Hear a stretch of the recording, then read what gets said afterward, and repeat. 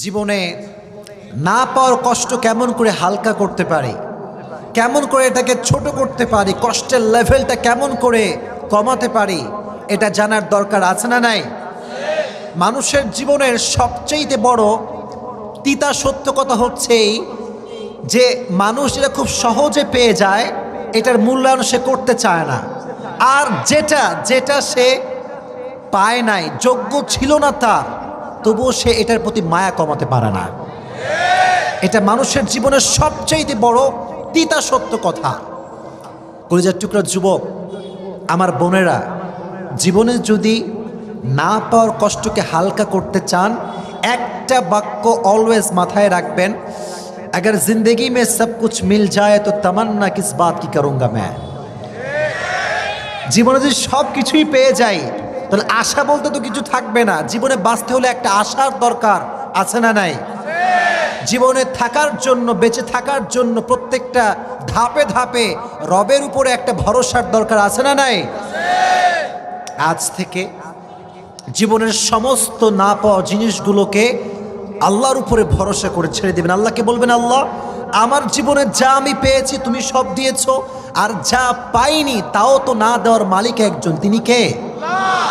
এই পৃথিবীতে হাজারো মানুষের আপন মানুষ হারিয়ে গিয়েছে, হাজারো মানুষের প্রিয় মানুষ হারিয়ে গিয়েছে, প্রিয় জিনিস হারিয়ে গিয়েছে। আর ইতিহাসের এই সব মানুষগুলো একটা বাক্য বলেই নিজেকে প্রশান্ত রেখেছে, বাক্যটার নাম হচ্ছে আল্লাহ ভরসা। সুবহানাল্লাহ পড়ে। আচ্ছা বলেন, সব বিষয়ে একটা বাক্য বলবো, আল্লাহ ভরসা। বলেন না আল্লাহ ভরসা। এই কথা যে বারবার বলতে পারবে যে আল্লাহ ভরসা, আল্লাহ ভরসা, আল্লাহ বলে, বান্দা তুই যদি বলতে পারিস, ওয়ামাই ইয়াতাওয়াক্কাল আলাল্লাহি ফাহুয়া হাসবু, whoever trusts in Allah, Allah is sufficient for him। যে ব্যক্তি আল্লাহর উপরে ভরসা করে, আল্লাহ একাই তার জন্য যথেষ্ট হয়ে যায়। পাবনার মানুষ এত আস্তে সুবহানাল্লাহ পড়লেন। এজন্য আজ থেকে জীবনে না পাওয়া জিনিসটি কোনো টেনশন নাই, কোনো হতাশা নাই, কোনো অভিযোগ নাই, কোনো ছেঁকা খেয়ে বেকা হওয়া যাবে না। ঠিক কিনা বলে? মিজানুর রহমান আজহারি বলেছিল যে আধারে ভয় পেও না, আলো আছে আড়ালে, অন্ধকার পালিয়ে যাবে তুমি উঠে দাঁড়ালে। ভয় পাওয়া যাবে না, ভরসা করতে হবে একজনকে, তিনি কে? তাহলে ফার্স্ট ইনস্ট্রাকশন হচ্ছে জীবনের সব না পাওয়াগুলোকে একজনের উপরে ভরসা করে ছেড়ে দিব, তিনি কে? আল্লাহ। Number 1 instruction. নাম্বার 2, জীবনে না পাওয়ার কষ্ট যদি ভুলতে চান তবে দোয়া করতে ভুলবেন না। সুবহানাল্লাহ।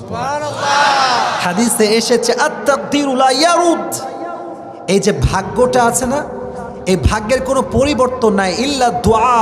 তবে দোয়া এমন একটা হাতিয়ার যে দোয়ার মাধ্যমে মানুষ তার ভাগ্যকেও পরিবর্তন করতে পারে। সুবহানাল্লাহ।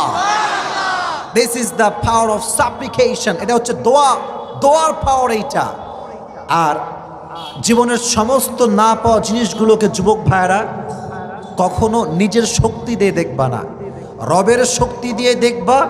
দেখবা তোমার জীবনের সমস্ত অসম্ভব স্বপ্নগুলো সম্ভব হয়ে যাবে।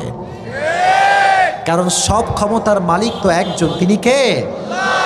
আল্লাহ যেন আমাদের সকলের দোয়াকে কবুল করুন। পড়ে না আমিন। না পাওয়া জিনিসগুলো দোয়া কেমন করে করবেন দেখেন। তাহাজ্জুদের জায়নামাজে দাঁড়াবেন, দাঁড়ায় আল্লাহকে বলবেন, আল্লাহ, প্র্যাকটিক্যালি দেখাচ্ছে দেখেন, না পাওয়া জিনিসগুলো নিয়ে আল্লাহকে বলবেন, আল্লাহ, আমার জীবনে যেটা আমার হবে, আমার কপালে লেখা আছে, তুমি খুব দ্রুত এটা আমাকে দিয়ে দাও। কারণ আমি ধৈর্যশীল না, ধৈর্য খুবই কম, এত বেশি মায়া কাজ করে আমার যে আমি সহ্য করতে পারি না। যদি কপালে থাকে খুব দ্রুত দিয়ে দাও, আর যদি আমার কপালে না থাকে, এটার প্রতি আমার যে মায়া, যে এক্সপেকটেশন, যে আশা, এটা তুমি দূর করে দাও। তাহলে আপনি পাইলেও লস নাই, না পাইলেও লস নাই। সুবহানাল্লাহ পড়ে। পাইলে লস নাই কেন? ভাগ্যে ছিল, পেয়ে গিয়েছি, আলহামদুলিল্লাহ। আর যদি নাও পাই তো কোনো কষ্ট নাই, কারণ যার প্রতি আমার কোনো মায়া নাই, তারে পাইলেও কি না পাইলেও কি, doesn't matter, I don't care. এজন্য দোয়া করা ভোলা যাবে। সর্বশেষ একটা কথা বলে মূল আলোচনায় ফিরে যেতে চাই। জীবনে এত চাওয়া দিয়ে কি হবে, এত পাওয়া দিয়ে কি হবে? একদিন তো মরনা হোগা, একদিন তো মরেই যাব। এত চাওয়া দিয়ে কি হবে, এত হতাশা দিয়ে কি হবে? আমার ব্যক্তিগত কথা বলছি, আমার যখন জীবনে না পাওয়া জিনিসটা খুব বেশি কষ্ট হয়, খুব বেশি আমি দুঃখ পাই, আমি সোজা কবরের স্থানে গিয়ে কবরের পাশে দাঁড়াই। আমার মন আমাকে বলে দেয় এই জীবনের সমস্ত পাওয়া আর সমস্ত না পাওয়া শুধুমাত্র একটা ধোঁকা, আর কিচ্ছু হতে পারে না। কবর আমাকে বলে দেয় জীবনের সব আয়োজন বৃথা, সব আয়োজন কি বৃথা। এই দেখেন আমি আসছি, আজকে যুবকরা আসছে, যখন যাব সেলফি তুলবে, আসার সময় সেলফি, এই যে এত সেলিব্রিটি, এই সেই ইত্যাদি। আমি কখনো ধোঁকা খাই না এই জন্য, কারণ আমি জানি যে দুনিয়ার জীবনে আজকে মরে গেলে কালকে আমার নামটাও কেউ মনে রাখবে না। This is the Nature of life, এটাই জীবন। এজন্য আজ থেকে আমি তোমাদের জন্য ফার্স্টে তোমাদের হক আদায় করলাম, মোটিভেশন। জীবনে যত কিছুই পাও আর না পাও, কোনোদিনও কোনো কিছু নিয়ে মন ছোট করবা না। রাজি আছো ইনশাআল্লাহ? আল্লাহ প্রত্যেকটা যুবক ভাইকে ইসলামের জন্য কবুল করে নেক।